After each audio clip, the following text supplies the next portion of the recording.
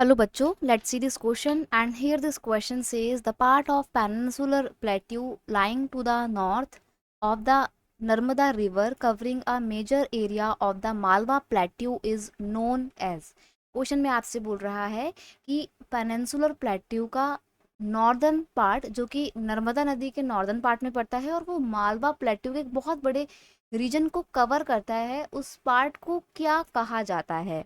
आपके ऑप्शन है eastern Ghats, western Ghats या फिर अरावलीज या फिर सेंट्रल हाईलैंड। देखिए, ईस्टर्न घाट और वेस्टर्न घाट नहीं होगा। क्यों नहीं होगा? क्योंकि हम बात कर रहे हैं पेनिनसुलर प्लेट्यू रीजन की, जो कि नर्मदा नदी के बीच में पड़ता है। और नर्मदा नदी जो है वो भारत के सेंट्रल से यानी कि मध्य प्रदेश के पास से होकर गुजरती है। तो घाट वाला एरिया जो है वो तो बिल्कुल नहीं होगा, क्योंकि घाट क्या होंगे इंडिया का। अगर हम घाट की बात करें तो ये इंडिया का वेस्टर्न घाट है और ये इंडिया का ईस्टर्न घाट है, और नर्मदा नदी यहाँ से होकर गुजर रही है। तो इसका ये वाला ऑप्शन बिल्कुल भी सही नहीं होगा। तो ये ऑप्शन आपके दोनों ही एलिमिनेट हो गए।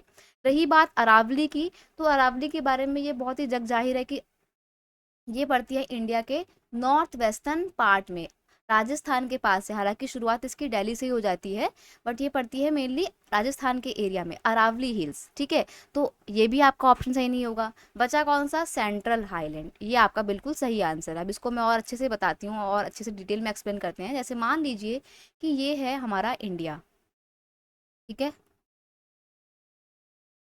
अब आपको ये तो पता है पेनिनसुलर प्लेट्यू क्या होता है। पेनिनसुलर एरिया वो होता है जो तीनों तरफ से पानी से घिरा हुआ हो। अब देखो, मेरे को तो लगता है इंडिया के लिए जो पेनिनसुलर वर्ड है इसकी खोज ही इंडिया के लिए की गई थी, क्योंकि इंडिया देखो यहाँ से भी पानी से घिरा हुआ है, यहाँ से बे ऑफ बंगाल से, और यहाँ पर इंडियन ओशन से, और इधर कौन सा है? इधर पड़ता है अरेबियन सी।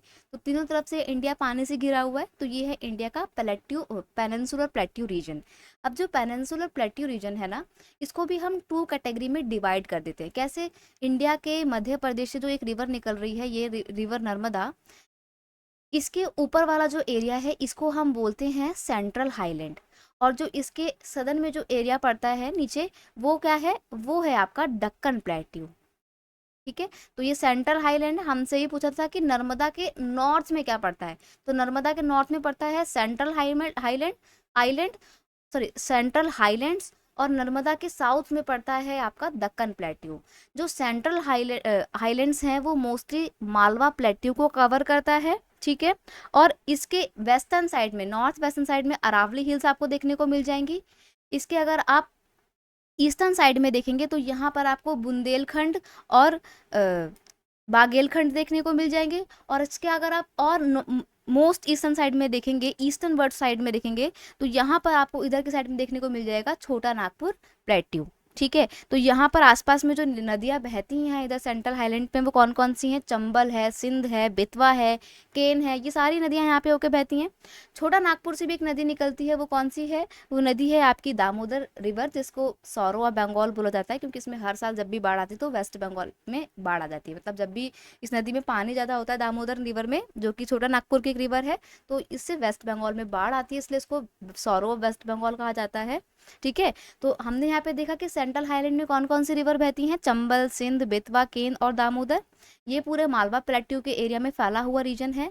इसके नॉर्थ वेस्टर्न में पड़ती हैं, नॉर्थ वेस्टर्न साइड में पड़ती हैं अरावली हिल्स, ठीक है। और इसके सदर्न साइड में पड़ती है विंध्याचल रेंज। यहाँ पर इधर के साइड में पड़ता है विंध्याचल रेंज। और ये पूरा फैला हुआ है मालवा प्लेट्यू में। इधर इसके ईस्टर्न साइड में पड़ेगा आपका बुंदेलखंड और बाघेलखंड, और ईस्टर्न मोस्ट साइड में पड़ेगा छोटा नागपुर प्लेट्यू, फिर जिससे निकल के बहती है दामोदर रिवर। तो मैंने आपको पूरी ज्योग्राफी समझाई यहाँ पर सेंट्रल हाईलैंड की। सेंट्रल हाईलैंड क्या है? It is a part of peninsular plateau, क्योंकि हम पेनिनसुलर प्लेट्यू को टू पार्ट्स में डिवाइड करते हैं, सेंट्रल हाईलैंड और दक्कन प्लेट्यू। दोनों को डिवाइड कौन करता है? बीच में बहती है नर्मदा रिवर। ठीक है, कौन सी रिवर रहती है? नर्मदा रिवर। इसको मध्य प्रदेश का हार्ट भी बोला जाता है, ठीक है। It is the heart of Madhya Pradesh, right. तो यहाँ पे ऑप्शन डी आपका बिल्कुल सही आंसर है। I hope you understood it very well. Best of luck.